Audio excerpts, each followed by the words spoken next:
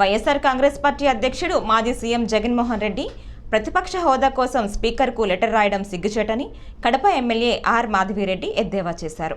బుధవారం ఎమ్మెల్యే కడపలో మీడియాతో మాట్లాడుతూ ప్రతిపక్ష హోదాపై కనీస అవగాహన లేకుండా జగన్ రెడ్డి ప్రతిపక్ష హోదాను కోరడం హేయమైన చర్యగా అభివర్ణించారు. మొత్తం సభ్యుల్లో 1/10 వంతు ఉంటేనే ప్రతిపక్ష హోదా వస్తుందన్న విషయం కూడా ఆయనకు తెలియకపోవడం బాధాకరమన్నారు. కోసం ఒక స్పీకర్ గారికి లెటర్ పంపించడం జరిగింది. అందులో భాగంగా ఆర్టికల్ 208 ప్రకారము 10% టోటల్ స్ట్రెంత్లో ఉండాల్సిన అవసరం లేదని చెప్పారు. ఈరోజు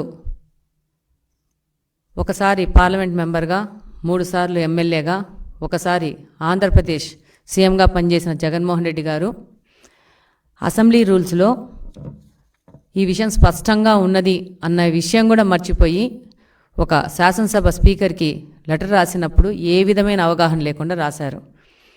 రూల్ నెంబర్ 56లో క్లాజ్ నెంబర్ సిలో క్లియర్గా రాసింది 1/10 టోటల్ స్ట్రెంత్లో ఉంటేనే ప్రతిపక్ష హోదా వస్తుందని. ఈరోజు జగన్మోహన్ రెడ్డి గారు తన యొక్క వైఫల్యాలకి రకరకాల కారణాలు చూపడం మొదలుపెట్టారు. ఈరోజు ప్రజలకు మొహం చూపించే లేక, ధైర్యం లేక మొన్నటి వరకు ఈవీఎంలు కారంగా ఓడిపోయానని, ఈరోజు ప్రతిపక్ష హోదా ఉంటేనే అసెంబ్లీకి వస్తాననే విధంగా ఆయన లెటర్ రాశారు. ఇదే సీఎం గారు ఈరోజు ఎక్స్-సీఎం గారు కడప పార్లమెంట్లో ఉన్న 7 స్థానాల్లో పులివెందుల కాన్స్టిట్యున్సీ నుంచి గెలిచారు. మేము కడప అసెంబ్లీ నుంచి గెలిచాం.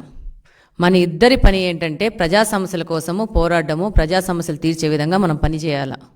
కానీ జగన్మోహన్ రెడ్డి గారు మాత్రము అధికారంలో వస్తేనే పని చేస్తాను, అధికారంలోకి వచ్చినాక దోచుకోవడానికి మాత్రమే నేను పని చేస్తాననే విధంగా ఉంది. ఈరోజు ముఖ్యంగా ఆయనకి చెప్పాల్సుకున్న విషయం ఏంటంటే, చరిత్ర ఆయన ఒకసారి గమనించుకోవాలా. ఒక పార్టీ నాయకుడుగా ఉన్నాడు. ప్రతి ఒక్క విషయం 1కి 2 సార్లు చెక్ చేసుకొని ఏది చేసినా ముందుకెళ్ళాలా. 1994లో జనార్దన్ రెడ్డి గారి హయాంలో కాంగ్రెస్లో మొత్తం 294 సీట్లకు గాను 26 సీట్లు ఇస్తే ఆయనకు ప్రతిపక్ష